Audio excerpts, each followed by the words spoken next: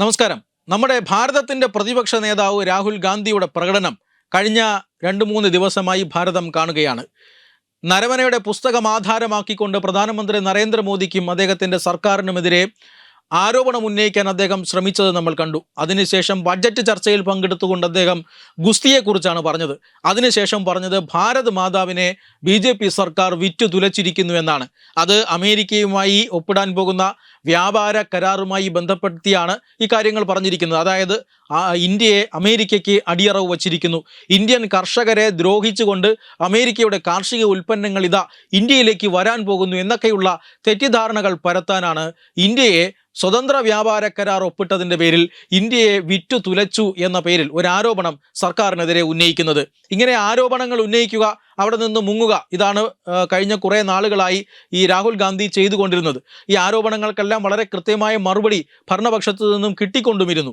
അതുകൊണ്ട് തന്നെ പ്രധാനമന്ത്രി നരേന്ദ്രമോദിയുടെ പ്രസംഗം എങ്ങനെയും തടസ്സപ്പെടുത്തുക എന്ന രീതിയിൽ ചില ഗൂഢാലോചനകളൊക്കെ നടന്നു എന്നതും നമ്മൾ കണ്ടതാണ്. അതായത് രാഹുൽ ഗാന്ധിയുടെ ആരോപണങ്ങൾക്ക് പ്രധാനമന്ത്രി മറുപടി പറഞ്ഞാൽ പ്രതിപക്ഷം തകർന്ന് തരിപ്പണമായി പോകും, ഈ രാഷ്ട്രത്തിന് മുന്നിൽ വസ്ത്രാക്ഷേപം ചെയ്ത് നിർത്തപ്പെടും എന്ന് ബോധ്യപ്പെട്ടതിൻ്റെ ഫലമായിട്ടാണ് പ്രധാനമന്ത്രിയെ സഭയിൽ വരുന്നത് തടയാൻ, പ്രധാനമന്ത്രിയുടെ പ്രസംഗം സഭയിൽ നടക്കുന്നത് തടയാനായി ചില വനിതാ കോൺഗ്രസ് MP-മാർ അരയും തലയും മുറുക്കി രംഗത്തിറങ്ങിയത്. പക്ഷേ അത് നടന്നില്ല. പക്ഷേ പ്രധാനമന്ത്രിയുടെ പ്രസംഗം നടക്കാതിരിക്കാനും ഈ പ്രതിപക്ഷത്തിന് സാധിച്ചു. പക്ഷേ പ്രധാനമന്ത്രി മാത്രമല്ല, രാഹുൽ ഗാന്ധിക്ക് വളരെ കൃത്യമായ മറുപടി നിർമ്മല സീതാരാമനും കൊടുക്കുന്നത് നമ്മൾ കണ്ടതാണ്. ഭാരതാംബയെ വിറ്റു തുലച്ചു എന്ന ആ ഒരു പ്രസ്താവനയ്ക്ക് നിർമ്മല സീതാരാമൻ നൽകിയ മറുപടി, ഭാരതത്തിൻ്റെ ധനമന്ത്രി നിർമ്മല സീതാരാമൻ നൽകിയ മറുപടി ഇന്ന് ഭാരതം മുഴുവൻ ചർച്ച ചെയ്യുകയാണ്.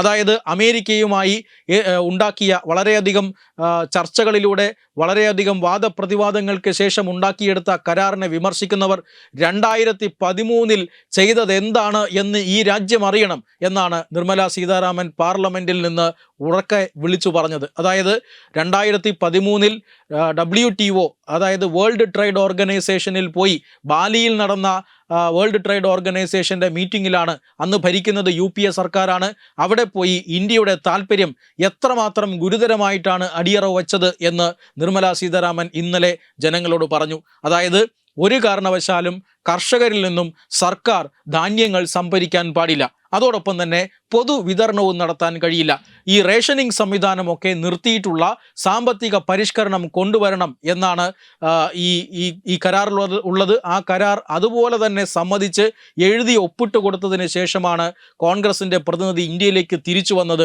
2017 പ്രധാനമന്ത്രി നരേന്ദ്രമോദി അധികാരമേറ്റതിന് ശേഷം, 2014 അധികാരമേറ്റതിന് ശേഷം നിരന്തരം പോരാടി 2017 WTO-വുമായി ഒരു പീസ് ക്ലോസ് നേടിയെടുത്തതിന് ശേഷമാണ് ആ 2 കാര്യങ്ങളിൽ നിന്നും ഇന്ത്യക്ക് മോചനം ലഭിച്ചത്. എന്ന് പറഞ്ഞാൽ ആരാണ് ഈ ഭാരതത്തെ വിറ്റത് എന്ന് ജനങ്ങൾക്ക് വ്യക്തമായി അറിയാം എന്ന് വിളിച്ചു പറയുകയായിരുന്നു ധനമന്ത്രി നിർമ്മല സീതാരാമൻ ചെയ്തത്. പക്ഷേ രാഹുൽ ഗാന്ധിയുടെ ഈ ആരോപണങ്ങളുടെ മുന, ആ ഒരു ആരോപണത്തിൻ്റെ മുന എത്രമാത്രം ഭംഗിയായിട്ടാണ് ഭരണപക്ഷം ഇല്ലാതാക്കിയത് എന്ന് നമ്മൾ കാണുകയാണ്. ഇങ്ങനെ കാതലില്ലാത്ത ആരോപണങ്ങൾ ഉന്നയിച്ചുകൊണ്ട് പാർലമെൻറ്റ് സമ്മേളനത്തെ തടസ്സപ്പെടുത്താനും പാർലമെൻറ്റ് സമ്മേളനത്തിൽ ഒരു തെറ്റിദ്ധാരണയുണ്ടാക്കുന്ന രീതിയിൽ, ജനങ്ങളുടെ മനസ്സിൽ തെറ്റിദ്ധാരണയുണ്ടാക്കുന്ന രീതിയിൽ സംസാരിക്കാനും ഒക്കെയുള്ള രാഹുൽ ഗാന്ധിയുടെ ശ്രമമാണ് ഒരിക്കൽ കൂടി നിർമ്മല സീതാരാമൻ ഇടപെട്ട് പൊളിച്ചെടുക്കുന്നത്.